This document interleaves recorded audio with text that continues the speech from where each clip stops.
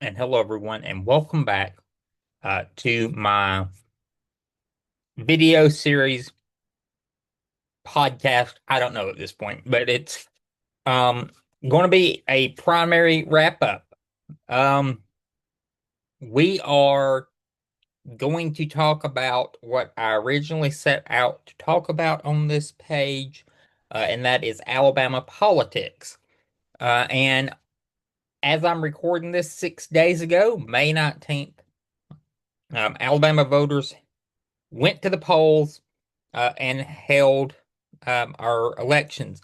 And in the midterm year, Alabama holds elections for all of its constitutional line offices, um, all of the state legislature, both chambers, and around the state, various county offices, including the sheriff. All 67 sheriffs are up,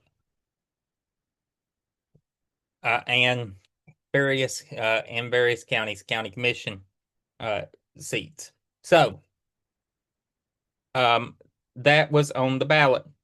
And look, there was no surprise on the statewide races. Um, Doug Jones won the Democratic nomination, receiving 78% of the vote. I was never really in doubt, in my opinion, how that was going to turn out. Will Boyd finished second with 9% of the vote. Um, Yolanda Flowers, who was the 2022 Democratic nominee, received 5%. Jamel Brown, who became something of an internet sensation, finished fourth with 4% of the vote. Chad Chig Martin received 1%, and Nathan Nate Mathis finished distant last place, receiving less than 1% of the vote, around 2,000 votes statewide. On the Republican side, Tommy Tuberville received 85% of the vote. Ken McFeeters received 9%, and Alabama Wheel received 4. Yes, that's his real name. On the lieutenant governor's side, on the Democratic side, Philip Ensler is the Democratic nominee. He won over Darrell Perryman, receiving 57% of the vote to Perryman's 42. And that race was never in doubt. Ensler was recruited by Doug Jones to run for lieutenant governor. Ensler is well liked, received endorsements of almost all of the various faction groups within the Democratic Party in the state of Alabama, and easily won the Democratic nomination. On the lieutenant governor's side, on the Republican side, they are going to a runoff. Nehemiah, better known as John Wall, received 40% of the vote. Mr. Wall is the former chairman of the Alabama Republican Party. He won with 40% of the vote, and finishing a close second was Wes Allen, who received 38% of the vote. So it's going to be a runoff between Allen and Wall.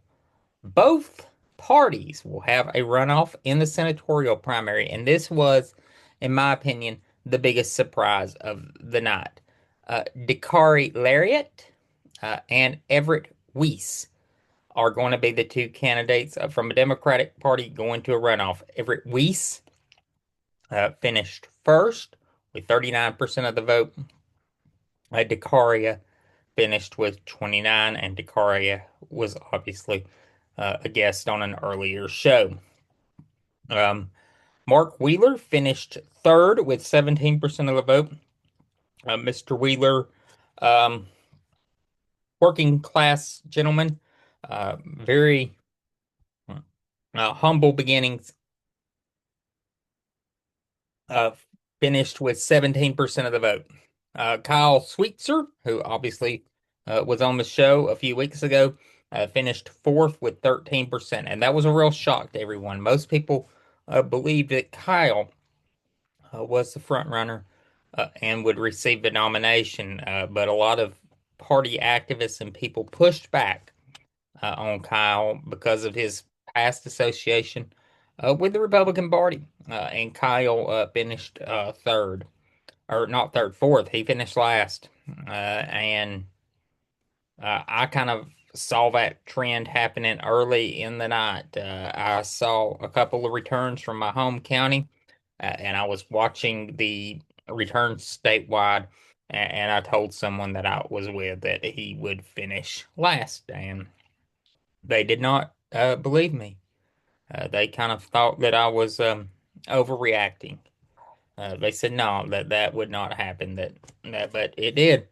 Uh, Kyle, Kyle finished. Kyle finished last. Uh, on the Republican side, it is heading to a runoff between Barry Moore, the Trump endorsed candidate, Republican congressman currently representing the first district in South Alabama. He will be facing off against Jared Hudson, a political newcomer and former Navy SEAL. Mr. Hudson finished slightly ahead of Steve Marshall, the state attorney general. And so Marshall, a statewide elected official, finished third to an unelected, pretty much unknown. So that is an amazing accomplishment on his part. Um, the congressional primaries, there's only a couple that we care about at the moment because the others, because the Republican legislature, um, have gerrymandered. Um, and they're going to have special primaries later in the summer. In the fourth district, Amanda Pushchek uh, finished first. She defeated Shane Weaver, and both Amanda and Shane appeared on the show in earlier episodes, and they won. Amanda was the victorious um, candidate there. And in the fifth district, we've had two of the candidates on, and I hope to get uh, the other candidate who is going into the runoff. Andrew Sneed and Candace Duviel are going to the runoff, and Candace and Jeremy were on the show, and Jeremy finished third. Andrew got 42% of the vote, and Candace received 35. So we shall see where that race goes in the near future. Other races, Attorney General on the Republican side, Catherine Robertson and Jay Mitchell are going to a runoff. Pamela Casey pulled about a quarter of the vote. She is a district attorney from North Alabama, and pretty much wherever her supporters go will probably determine the outcome of the race. Catherine Robertson and Jay Mitchell have ran a brutal campaign against each other, and there was a massive, massive undervote in that election compared to other races on the ballot. Uh, Caroline Dobson is the Republican nominee for Secretary of State. She will face off against, of course, her, I consider him a friend, Wayne Rogers. And Wayne was on an earlier episode as well. So overall, I wasn't really surprised with the statewide results. It kind of turned out how I thought. Um, it would the big surprise to me, of course, was in the Senate on the Democratic side. And Kyle got attacked a lot for his past political affiliation, and I think that played a big part in his defeat. I think that was his undoing. Um, Look, Doug Jones was going to win the Democratic nomination. The question was how much, and he won it decisively. Um, and Tommy Tuberville was always going to win the Republican nomination. It was always going to be a question of his residency, uh, that was going to be his biggest concern. Um, there was some people that believed because of Alabama in some areas, the Republican primary being the de facto general election for local races, that some people who generally vote Democratic in the primary might vote for, Ken McPheeters or Alabama Will in such overwhelming fashion that it embarrasses Tuberville. Um, no, but I'm going to get to that. So, in my opinion, people that voted against Tuberville, uh, because he was such the prohibitive favorite in the um, primary, a vote against Tuberville is probably a vote the Democrats get in the fall. So, uh, 421,754 people voted for Tommy Tuberville to be the Republican nominee for governor. 436,257 people voted for someone other than Tommy Tuberville to be the nominee for governor. And that, in case you didn't notice, is more. Not much, but it is more. It's a 50-49% breakdown. And look, it's going to be tough for a Democrat to win statewide in Alabama. I personally think they can do it. I personally have been involved with the Doug Jones campaign, and I really do believe that Doug Jones has a legitimate path to victory. It is tough and it is a hard road, but it is a path to victory.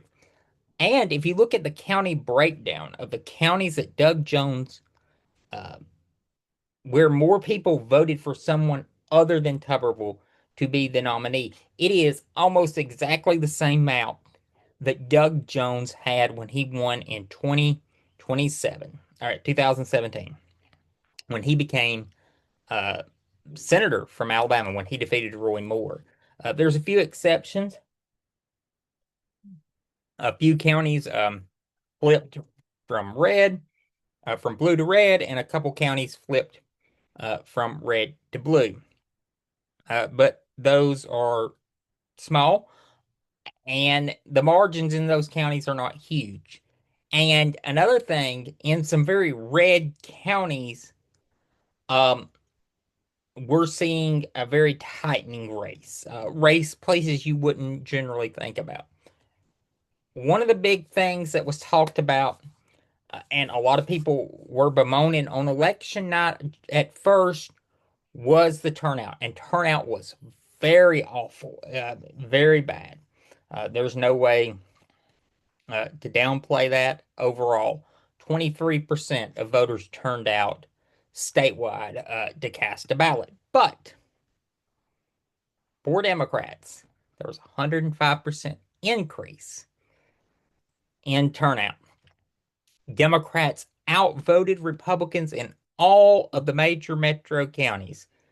Madison County, home to Huntsville, Democrats outvoted Republicans. Jefferson County, home to Birmingham, Democrats outvoted Republicans. Mobile, obviously home to Mobile County, uh, Republicans or Democrats outvoted Republicans. And in Montgomery County, Democrats outvoted Republicans all across the state. You would see snippets of this happening. And in the Black Belt, turnout exceeded the statewide average by a significant amount. In Greene County, Alabama, which is the most African American county in the state, almost 80% of the population in Greene County is African American. 50% of voters showed up, where the statewide average was 23. So that is tremendous. And I hope to see that replicated on election day, where voters in the Black Belt turn out in massive numbers. And in 2017, one of the big things that helped fuel Doug Jones' victory was just a massive turnout in the Black Belt. African American voters showed up for Doug Jones in a big way, and it helped him get elected. And if we can see that replicated um, on election day this year, Doug Jones will win, in my opinion, because if he carries all of the metro counties and has significant turnout in the Black Belt, that's his ticket to win, and it's going to be a wonderful thing. Um, so I just wanted to get on here and kind of give y'all an update on that. I will, of course, be back on here at later times talking about Alabama politics at other times, but I just wanted to give y'all a quick update on what happened. Um, we'll get back to the Senate and gubernatorial videos in the coming days. Um, so we shall see. I need you to do a couple things for me. I need you to like this video. I need you to share this video, and I need you to spread the word. Those things help. So please like the content, share it, and um, spread the word. Um, thank you so much for everybody that watches and everybody that listens. I'll see you again soon.